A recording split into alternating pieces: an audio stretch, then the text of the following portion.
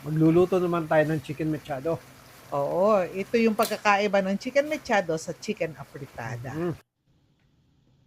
Ibabad natin yung chicken legs. 1 kilo yan, 2 tablespoon na soy sauce. 1 tablespoon na calamansi juice. Lalagay din tayo ng kalahating teaspoon na pamintang Mm. durog. Ayan. Yan, halu-halo lang natin mabuti. Iwan natin yan ng 1 oras. At least 1 oras. Pero kung magagawa nyong overnight, edi mas masarap, di ba? Yeah. O, ayan. So, ito na. Magprito tayo ng mga gulay natin. Carrots saka patatas yan. Oo.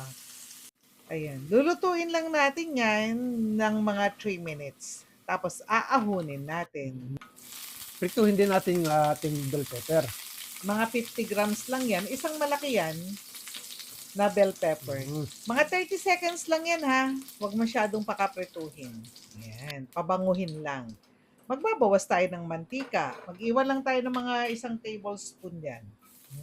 Yan natin ating bawang. Isang buong bawang yan, saka isang medium onion.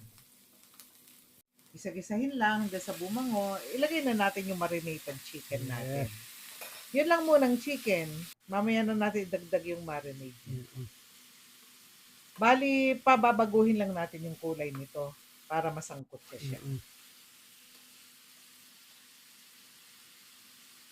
O heto, maglagay tayo ng 2 tablespoon na tomato paste.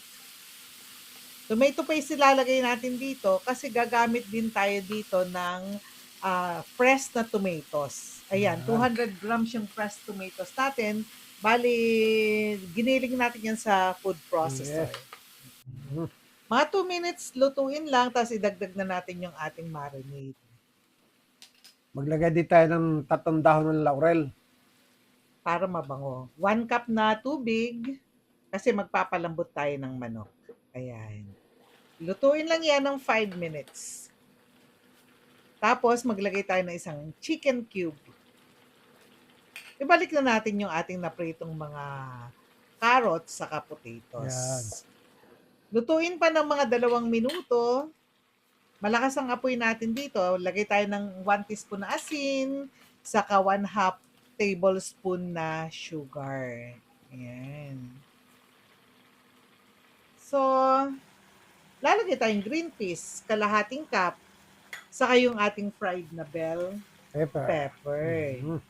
Ayan, luto-lutuin lang, mga 1 minuto, hanggang sa mapalapot natin konti yung sabaw natin. Yan. Okay, so tikiman na. Yummy! Yeah, masarap talaga ito. I-try nyo to. Chicken mechado.